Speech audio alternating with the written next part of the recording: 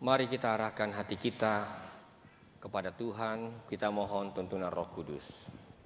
Ya Roh Kudus Tuhan kami, Engkaulah Tuhan yang telah bersabda menyapa umat-Mu di sepanjang zaman, di berbagai abad dan tempat. Saat ini juga ya Tuhan kami mohon, agar kami pun umat-Mu yang berhimpun di tempat ini, dan juga mengikuti ibadah ini Tuhan secara online, juga disapa oleh firman-Mu. Kiranya Tuhanlah yang menguasai segenap ruang hati kami, supaya ketika kami membuka firman Tuhan, membacanya, kami mengaminkan kebenaran yang disampaikan oleh firman-Mu, yang menjadi bekal bagi kami, pegangan hidup kami, untuk menjalani hari-hari kami. Ya Tuhan, berfirman Engkau, kami siap untuk mendengarkan. Di dalam Yesus Kristus kami mohon. Amin. Saudara, dalam nama Tuhan Yesus, Amang dan Inang sekalian, mari kita membuka surat Petrus yang kedua. Kita akan membaca pasal 1 ayat 16 sampai 21. Mari kita membuka 2 Petrus pasal 1 ayat 16 sampai 21. Kita akan baca ini juga secara bergantian. Saya mulai. Sebab kami tidak mengikuti dongeng-dongeng isapan jempol manusia ketika kami memberitahukan kepadamu kuasa dan kedatangan Tuhan kita Yesus Kristus. Sebaliknya, kami adalah saksi mata dari kebesarannya.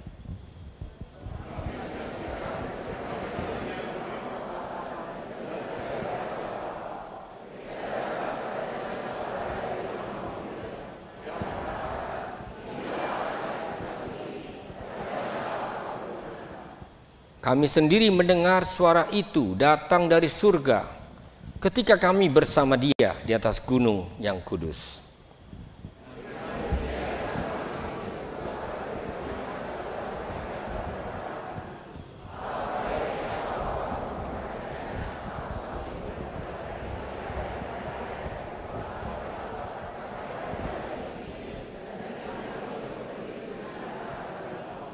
Yang terutama harus kamu ketahui ialah bahwa nubuat-nubuat dalam kitab suci tidak boleh ditafsirkan menurut kehendak sendiri.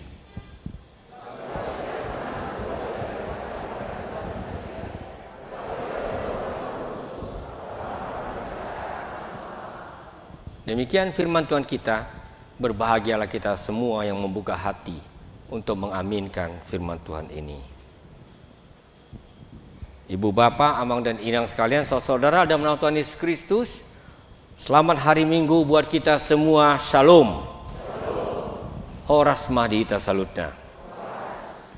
Izinkanlah saya memperkenalkan diri.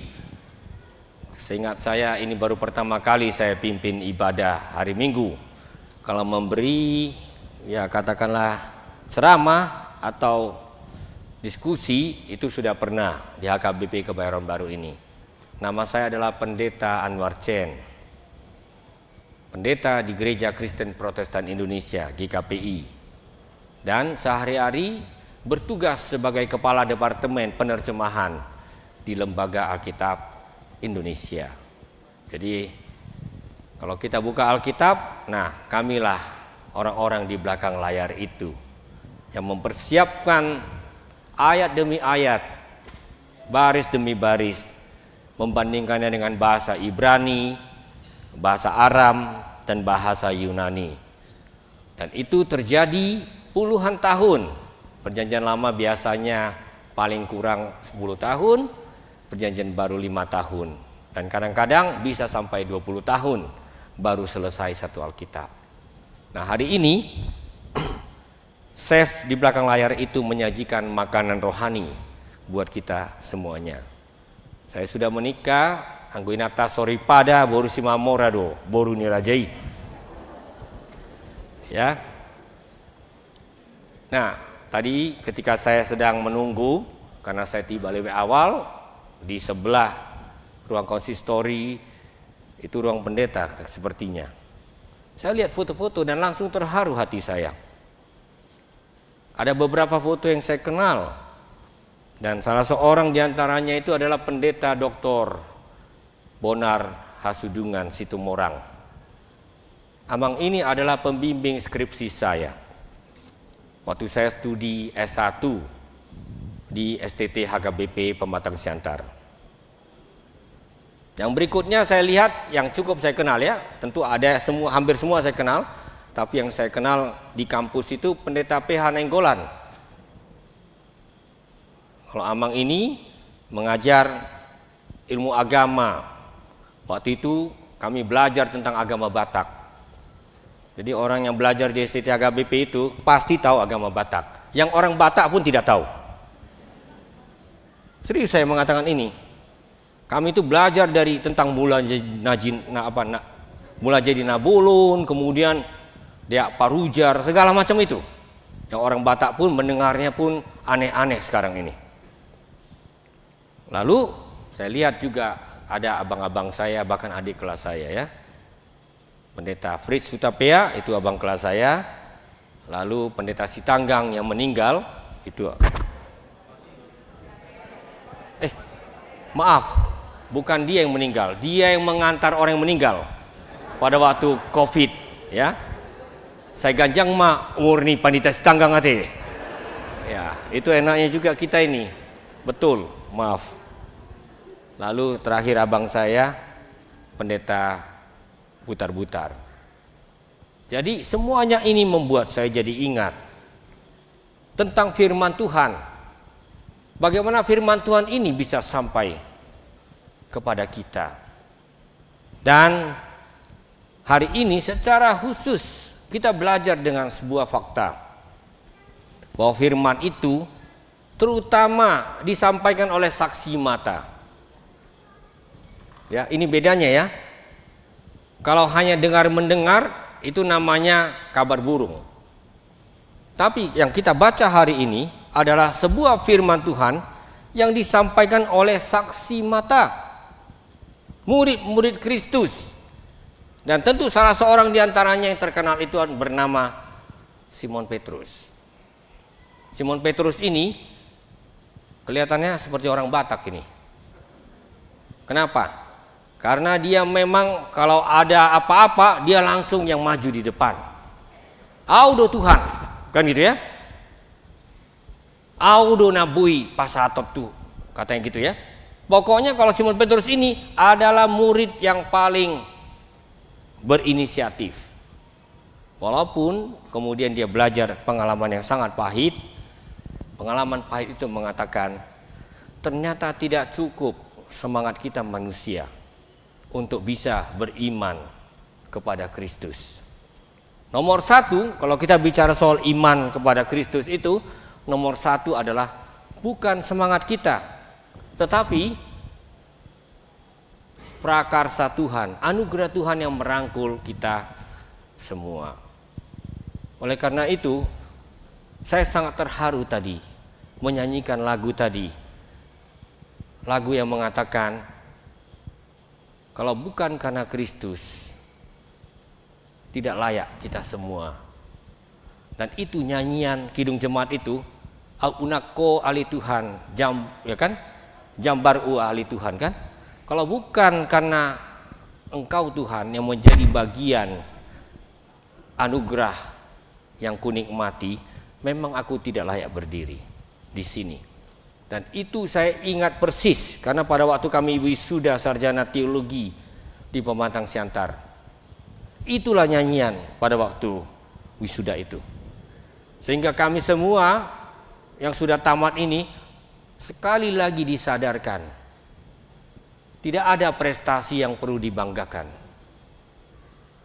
Kalau kita ingin membanggakan, mari kita membanggakan kemurahan hati Tuhan, anugerah Tuhan yang luar biasa itu, yang membuat kita orang-orang yang berdosa ini dilayakkan untuk melaksanakan tugas pelayanan ini. Itu tidak pernah saya lupakan nyanyian itu. Ya, kalau bukan karena kasih karuniamu, sebenarnya kami sama sekali tidak layak untuk melakukan apapun. Dan itulah yang membuat saya pada hari ini ketika membaca nats yang menjadi tema khotbah pada hari ini, kita betul-betul mengaminkan bahwa iman yang kita pegang sampai saat ini itu bukan iman yang sembarangan. Itu iman yang sudah tahan uji. Kadang-kadang orang lupa ketika baca Alkitab, yang dia baca ini buku, salah satu buku paling kuno di dunia. Sadar? Teks yang kita baca tadi itu usianya 2000 tahun lalu. Kalau kita baca tadi epistel, Mazmur, itu usianya sekurang-kurangnya 2500 tahun lalu. Lalu kenapa ini bisa jadi firman Tuhan bagi kita? Saya tidak sanggup mengerti ini, kalau bukan karena di dalamnya Tuhan menyatakan diri. Kalau bukan bahwa memang firman itu adalah firman yang berkuasa lintas zaman. Zaman sekarang ini adalah abad yang hebat katanya. Semua bisa WA, semua bisa diviralkan. Coba kata viral dari kata virus itu, ya, diviralkan. Tapi izinkan saya mengatakan, semua yang diviralkan itu seminggu lagi basi. Betul? Mau sehebat apapun yang dihebohkan, saya sudah lihat seminggu lagi itu jadi basi, nggak ada orang yang bicarakan lagi. Itu bedanya dengan firman Tuhan. Firman ini adalah firman yang sudah teruji. Karena itu saya optimis. Oke lah, Barat, Jerman dan lain-lain, termasuk Belanda, katanya semakin lama semakin ateis. Oke, gak apa-apa. Tuhan tidak tergantung pada manusia. Andai kata 90% penduduk dunia ini tinggalkan Tuhan, Tuhan tetap adalah Tuhan. Amin. Jangan banggakan bahwa kita bisa menentukan semuanya. Iman kita mengatakan sesungguhnya lah dialah yang pantas menerima kemuliaan, karena dia adalah Tuhan yang sesungguhnya. Salah satu yang saya pelajari dari seorang tokoh reformator bernama Martin Luther adalah, ya, kami di teologi ini menggunakan bahasa-bahasa yang kadang-kadang agak filosofis ya. Semakin sulit dimengerti, semakin bagus. Tapi Martin Luther ini menggunakan istilah yang tidak sulit. Tapi apa yang dia katakan membuat kita semua berenung. Dia katakan persoalan terbesar dalam sejarah manusia adalah bahwa kita sering tidak mengizinkan Tuhan jadi Tuhan. Jadi kalau kita rangkum semuanya, sebenarnya Alkitab ini mau mengatakan izinkanlah Tuhan menjadi Tuhan. Kita kan masing-masing ingin jadi Tuhan sebenarnya, diam-diam. Punya kekayaan, dia pikir itu Tuhannya.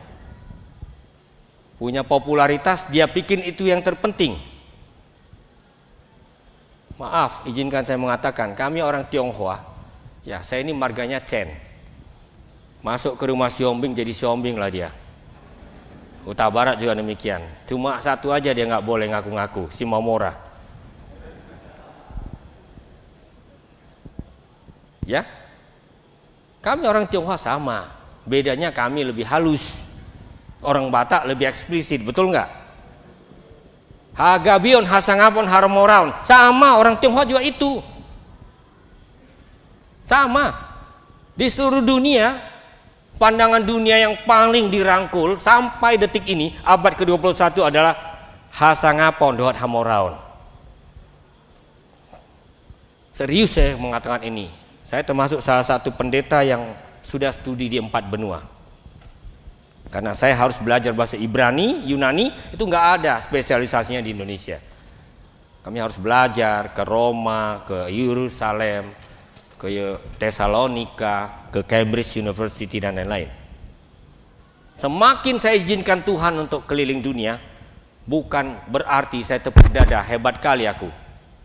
Semakin saya sadar, mau dimanapun kita berada, sama persoalan manusia itu. Mimpinya adalah mimpi jadi besar, betul nggak? Maaf, saya pakai bahasa orang Batak ya, nggak percuma saya 6 tahun di kampus STT. Itulah kebodohan paling besar manusia.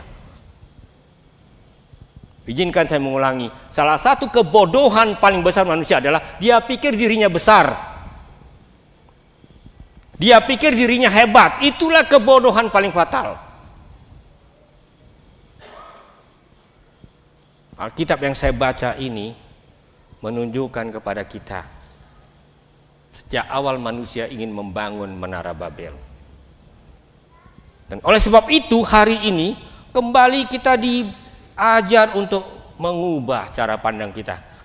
Kalau kita ingin memuliakan Tuhan, berarti Dia yang paling besar dalam hidup kita. Sebagai pendeta pun saya ingin menjadi orang besar, jujur. Godaan yang terus-menerus ada dalam diri saya itu, kalau jemaat bilang hebat kau. Tapi kalau saya baca Alkitab, saya buka firman Tuhan ini, saya jadi sadar itu sebenarnya salah satu bisikan iblis yang paling hebat. Oleh karena itu hari ini kembali firman Tuhan melalui rasulnya Petrus mengatakan kepada dia, ya kepada kita tentunya maksudnya, sebab ia menerima kehormatan dan kemuliaan dari Allah Bapa ketika datang padanya suara yang maha mulia yang mengatakan, inilah anakku yang kukasihi, kepadanya lah aku berkenan. 2 Petrus 1 ayat 17. Dan kita harus belajar satu hal. Ketika ini disampaikan kepada Yesus dari Nazaret, pada waktu itu dia sedang dibaptis. Tahu artinya dibaptis?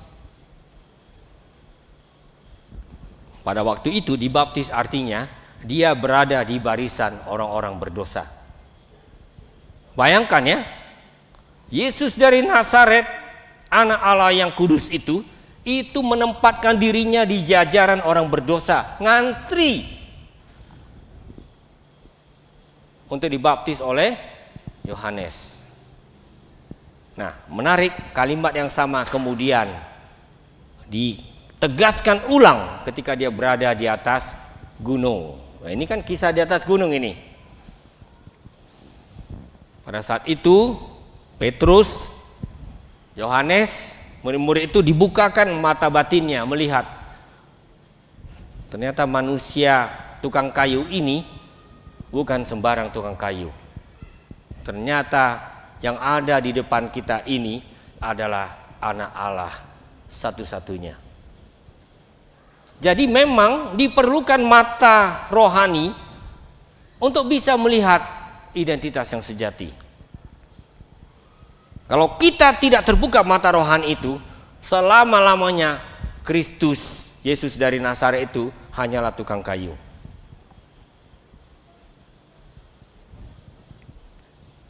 Di sini saya mengakui luar biasanya firman Tuhan.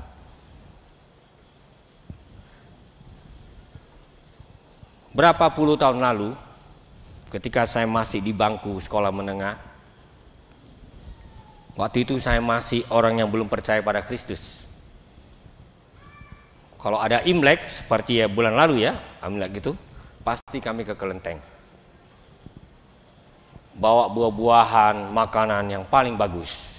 Jadi kalau mau beri persembahan pada Tuhan, belajar pada orang-orang kami dulu. Gak ada cacatnya sedikit pun. Memangnya dewa-dewi bisa ditipu. Ya, kita lebih jago kadang-kadang. Kita pikir Tuhan bisa kita tipu. Nah, waktu itu saya masih ingat persis. Ya. Bagaimana menjalani hari-hari ini itu amat ditentukan oleh sebuah relasi dengan yang ilahi itu. Nah, sebagai orang yang tidak pernah baca Alkitab, yang saya lahap waktu itu adalah cerita silat Komping Ho. Saya waktu itu boleh berbangga ya, pelajaran tidak pernah ketinggalan, bahkan juara umum terus di sekolah kami. Tapi Koping Ho juga nggak pernah ketinggalan. Sehari pernah 15-20 jilid saya lahap itu. Nah, habis cerita-cerita silat itu, saya masih ingat harinya, itu hari pelajaran agama. Karena saya tidak Kristen dan juga bukan agama lain, saya dengan teman-teman selalu bahagia kalau hari pelajaran agama.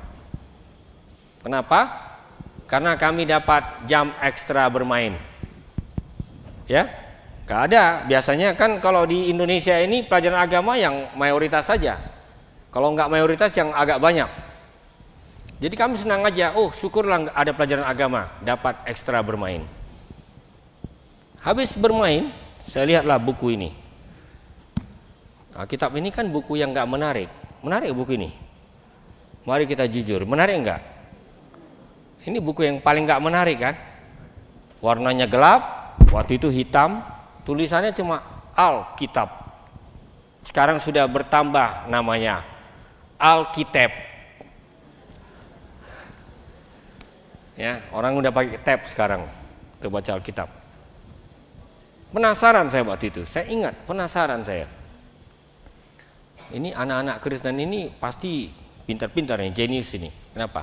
Bukunya tebalnya bukan main. Saya bukalah, saya bilang kepada teman saya, bukumu tebal kali, boleh nggak aku baca? Nah, Amang dan Inang, saudaraku sekalian, saya ingat persis kalimat pertamanya membuat saya takjub. Pada mulanya Allah menciptakan langit dan bumi. Wah, ini buku ajaib ini. Ini bukan cerita silat biasa ini. Itu awal dari sebuah perjalanan yang saya tidak mengerti sampai sekarang. Betul-betul saya tidak mengerti sampai sekarang.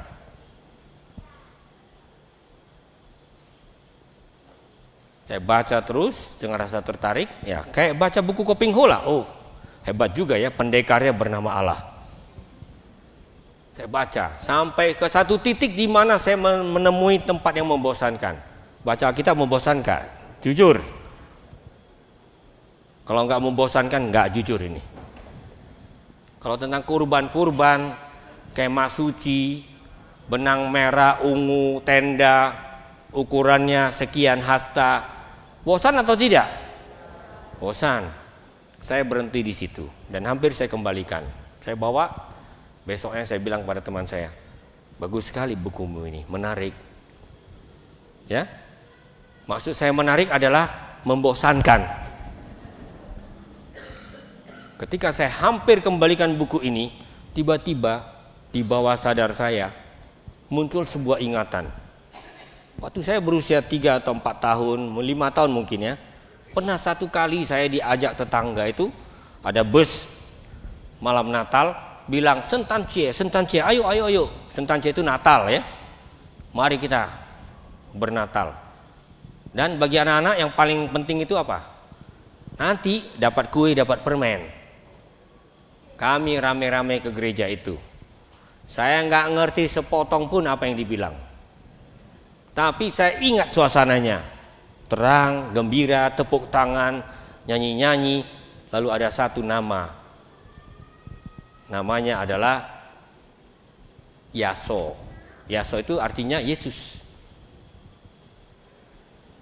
Nah, saya tidak ingat apa-apa lagi. Cuma pada waktu mau mengembalikan buku itu, saya tanya kepada teman saya, kalau cerita Natal di mana ya? Ada nggak di buku ini? Nah, susahnya dia jarang baca Alkitab.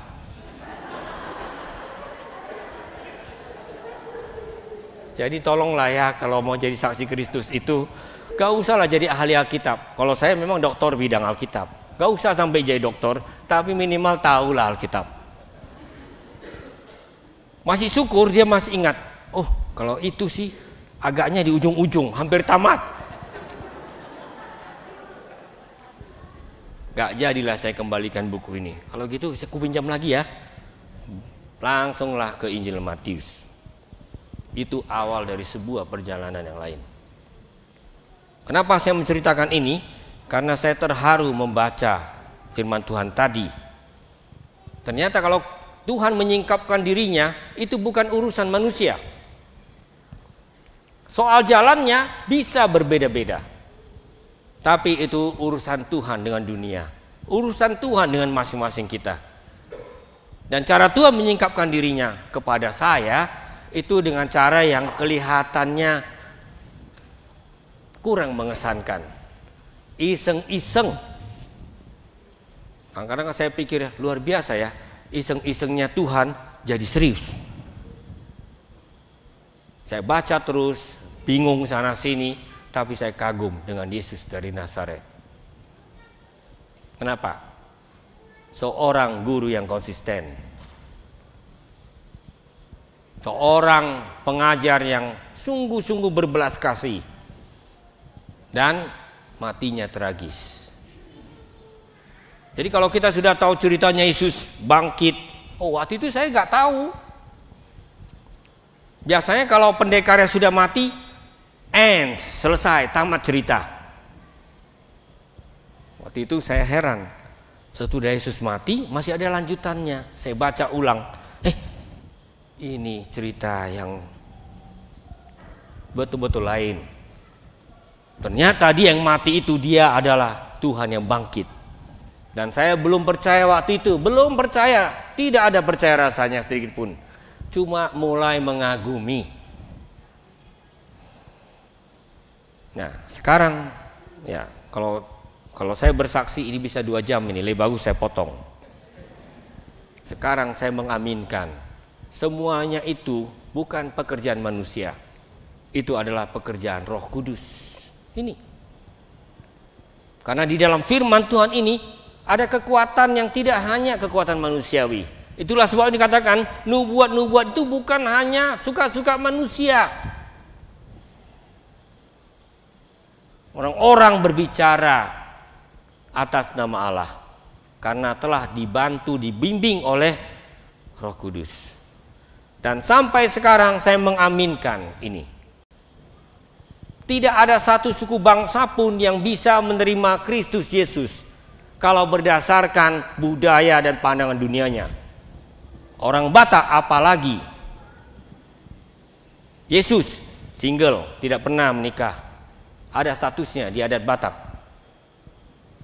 Tidak ada. Lalu apalagi yang paling mengganggu kita?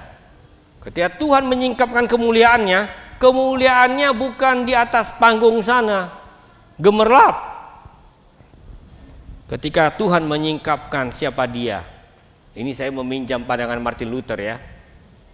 Dia katakan, Tuhan kalau mau dikenal sebagai Tuhan yang benar, dia menyatakan dirinya di kayu salib. Jadi bagi kita orang Batak bisa percaya Tuhan yang tersalib, itu melampaui akal. Izinkan saya mengatakan ini. Karena kita nggak mau, bagaimana mungkin raja ya, ini soal raja ya Yesus. Seorang raja begitu mulia, justru ketika dia paling terhina. Sebuah paradoks. Sebenarnya inilah paradoks iman Kristen yang paling dalam. Kalau kita mau kenal Tuhan yang mulia itu, kenallah dia justru di tempat yang paling hina. Waktu saya masih beriman lain, beragama lain, kita kalau sembayang, ya sembayangnya kepada ilah-ilah yang mulia. Bawa makanan. Ya tentu saya bisa mengerti ya, saya tidak pernah merendahkan agama saya yang lama. Tetapi saya lihat cara pandangnya sangat berbeda. Kalau dia miskin, berarti hionya kecil. Kalau dia konglomerat, hionya ya segede apa lah itu. Ya, jadi dari ukurannya aja kita tahu ini kelas kakap atau kelas teri. Ketika saya baca Alkitab, enggak. Ternyata Tuhan yang menyatakan dirinya siapa dia Tuhan, itu justru hadir sebagai yang paling rendah, paling rendah, lebih rendah dari siapapun. Dan ini menjungkir balikkan konsep kita tentang Tuhan. Ternyata Tuhan tidak bisa diberhalakan. Kalau kita mau memberhalakan kekayaan, kehebatan, silakan. Tapi itu bukan Tuhan. Tuhan yang ingin dikenal, yang menyatakan dirinya dalam Alkitab, yang telah dinubuatkan para nabi, itu Tuhan yang justru menempuh jalan penderitaan, jalan ke bawah, ke titik nadir kehidupan. Dan itu yang membuat saya tidak bisa tidak sampai saat ini terharu. Ketika ego kita mulai naik, saya ingat lagi, ingat, gak usah sok jago kau melampaui Tuhanmu. Memang harus begitu. Ketika mulai mendongak, ingat, Tuhanmu adalah Tuhan yang sudah sampai ke titik yang tidak mau dijalani oleh semua manusia. Dan itu membuat kita jernih kembali. Amang dan inang, saudara yang terkasih dalam Yesus Kristus, firman Tuhan ketika sampai kepada kita bukanlah firman yang akan mengelus ego kita, tapi membuat kita sadar, jernih. Apa tujuan hidup ini? Siapa yang menjadi tujuan terakhir hidup ini? Dan itulah yang membuat kita sadar, ternyata kita bersama-sama perlu kembali membarui komitmen kita. Jadi menarik ya, sesudah belajar belasan tahun, bahkan saya tahu bahasa Ibrani, Yunani segala macam, kesimpulan saya adalah kalau mau kenal Tuhan, kenallah Dia dengan cara yang kita tidak bisa terima. Ya, karena kita manusia ini paling suka bikin berhala. Kita suka bikin berhala, karena berhala itu mencerminkan kita. Ingin kaya, bikinlah berhala kaya. Ingin populer, bikinlah berhala populer. Bahkan, ini kalau orang yang muda-muda ya, ingin jodoh, bikinlah berhala jodoh. Nah, dengan segala hormat kepada almarhum bapak saya. Bapak saya itu seorang pedagang. Istilah kerennya pebisnis. Kalau bicara soal cari uang, nggak ada apa-apanya S3 ini, nggak ada apa-apanya. Lebih jago dia, lebih S4 dia dari saya. Filosofinya adalah bagaimana limper. Ada yang tahu nggak limper? Wah, berarti generasinya masih di atas saya nih kalau tahu limper. Limper itu jadi limpul. Kayak gitu ya. Di atas limpul ya 500, 5 juta, 5 miliar, 5 triliun. Itu filosofi dia. Gak pernah sekolah, SD 1 aja gak pernah tamat. Tapi kalau bicara kebanggaan dirinya hebat, kalah saya. Gak usah sok jago kau. Bapak gak pernah sekolah pun kalau ada duit bisa gaji S3. Betul gak? Sangat benar. Ya, bapak saya itu orang, dalam arti itu dia itu orang hebat, dia tuh keyakinan dirinya. Ya, yang paling penting apa hidup ini? Itu limper, jadi limpul dan seterusnya. Kalau saya tidak kenal Alkitab, tidak kenal Kristus, mungkin saya aminkan itu. Tapi sejak saya kenal Kristus, saya tahu bukan itu, bukan itu. Semuanya itu berguna, bisa dipakai untuk melayani Tuhan, bisa mendatangkan kebaikan bagi masyarakat manusia. Tapi bukan itu.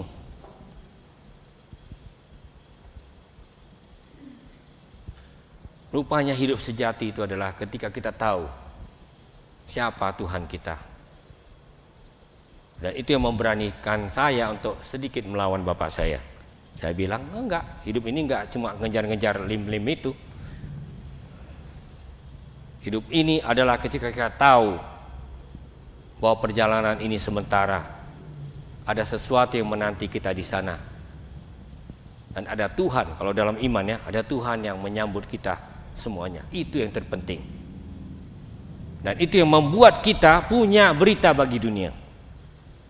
Oleh sebab itu, saya tidak ragu mengatakan, di tempat-tempat yang dianggap orang paling hebat, paling pintar, paling berlimpah, disitulah Kristus perlu hadir. Jangan malah kita yang didikte dunia, kita yang punya pesan kabar baik, Injil itu kepada dunia. Karena Injil akan melucuti kepalsuan dunia. Kadang-kadang saya bersyukur bahwa saya diizinkan masuk ke sekolah-sekolah top. Terakhir salah satu diantaranya Universitas Cambridge. Hebat-hebat, pemenang Nobel. Lalu apa yang saya lakukan? Saya kunjungi makamnya. Oh, kayak gini rupanya akhirnya ya. Coba, seorang ilmuwan apa yang paling diimpikan kalau bukan itu? Tapi saya lihat, oh rupanya jatah kita manusia ini 1 kali 2 meter.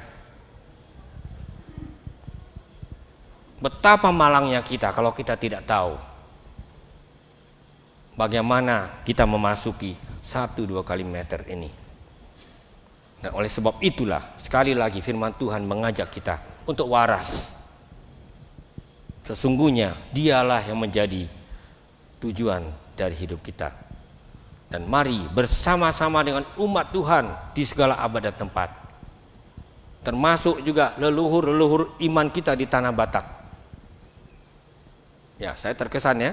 Kalau mengikuti jejak penginjilan tanah Batak itu saya sangat terharu. Kenapa bisa terjadi? Itu semua bukan karena orang Batak pilih Kristus. Orang Batak mana mau pilih Kristus? Itu karena Kristus punya rencana agung bagi opung kita semua. Saya ingin mengakhiri renungan ini dengan sebuah kesan. Baru minggu lalu saya berjalan ke Kalimantan karena membawa 2 orang tamu dari Belanda, Nederland Bibelgenschap, lembaga Alkitab Belanda. 9 Februari yang lalu diluncurkan Alkitab baru. Ya, karena Alkitab kita sekarang ini kan usianya sudah 50 tahun, bahkan lebih dari itu. Di dalamnya sudah banyak istilah-istilah yang tidak kita kenal. Di situ adalah kata ganja. Ada yang tahu nggak dalam Alkitab ada kata ganja? Nggak tahu, tandanya belum baca sampai selesai. Jadi tolong ya, yang belum tahu ada kata ganja dalam Alkitab, tandanya apa? Lanjutannya, mari kita baca Alkitab dari Kejadian sampai Wahyu. Itu kami ganti, karena ganja kan narkoba sekarang. Padahal ganja itu tiang bangunan, makanya diperbarui. Nah, hadirlah ini 2 orang teman dari lembaga Alkitab Belanda. Saya antarlah sampai ke tempat-tempat yang merupakan mulainya Injil di Kalimantan. Itu di daerah Tamiang Layang. Dan terharu saya, kenapa? Karena rupanya sejarahnya nyambung dengan sejarah gereja Batak. Gak ada yang nyangka ternyata Injil itu masuk ke tanah Batak karena ada ancaman serius di Kalimantan. Tamiang Layang itu Dayak Manyan ya. Rupanya yang namanya Klemar, HKBP itu kan HKBP ya. Heine, Betz, Klamer, Van Asselt. Cuma orang Batak nggak bisa bilang Van, jadi Pan Asselt. Ya, Klamer itu ternyata adalah misionaris yang diutus sending parmen di Tamiang Layang. Ya, terjadilah perang Banjar sehingga misionaris ada yang terbunuh, kemudian akhirnya mereka ini ditugaskan ke Sumatera. Orang-orang inilah kemudian yang masuk ke tanah Batak. Merinding saya ketika ingat itu. Waktu saya belajar sejarah gereja dari Opui Evorus dulu ya, Dr. Jeru Tauruk. Walaupun mungkin sekilas diberitahu, tapi nggak real. Ketika saya hadir di sana, merinding saya. Ini rupanya sejarahnya. Orang Dayak terpuruk karena perang, orang Batak yang dapat berkat. Ya, kalau enggak barmen tidak akan datang ke Sumatera, titik. Barmen akan tetap berada di Kalimantan. Pekerjaan siapa ini? Sekarang saya mengatakan itu pekerjaan Roh Kudus. peristiwa negatif pun bisa menjadi alat Tuhan untuk mendatangkan berkat bagi bangsa-bangsa. Dan kiranya ini membuat kita bersyukur dan ingin betul-betul menghargai komitmen kita kepada Tuhan. Dan biarlah firman pada hari ini sekali lagi membuat mata batin kita terarah kepada Dia. Bukan aku, tetapi Tuhan itulah yang seharusnya mendapat kemuliaan, kehormatan, kebesaran sampai selama-lamanya. Amin. Kita berdoa. Terima kasih ya Tuhan. Kami bersyukur kepadamu untuk firman-Mu hari ini. Seperti Engkau telah berbicara kepada umat-Mu, kepada murid-murid-Mu yang turut menyaksikan peristiwa-peristiwa penting dalam kehidupan Kristus. Kini kami menerima harta warisan berharga itu. Dan kembali diajak untuk melihat betapa luar biasa Engkau bekerja Tuhan dalam sejarah. Kami mengaku bukan kami yang memilih Engkau Tuhan. Bukan kami Tuhan. Engkau lah yang memilih kami. Meskipun Engkau tahu siapa kami sesungguhnya. Oleh karena itu ajarlah kami untuk kembali memuliakan Engkau, mensyukuri berkat-berkat-Mu. Kami sering tertipu oleh berkat-berkat yang ditawarkan dunia ini. Kami terlalu sering Tuhan tertipu. Oleh karena itu kami mohon supaya Engkau terus menolong kami melalui firman-Mu, supaya kami tidak mengikuti jalan lain yang justru membawa kami kepada kebinasaan. Terima kasih karena Injil sudah hadir di tanah leluhur kami, dan kami menjadi ahli-ahli warisnya. Tuhan, tolonglah kami supaya kami tidak menyanyiakan harta yang luar biasa ini, yang bukan hanya mengandung janji buat hidup ini, tetapi juga hidup yang akan datang. Terima kasih ya Tuhan, kiranya firman ini menjadi suluh pelita dalam langkah kami ketika kami menapaki hari-hari kami ke depan. Terpujilah Engkau dalam Yesus Kristus, kini dan selama-lamanya. Amin.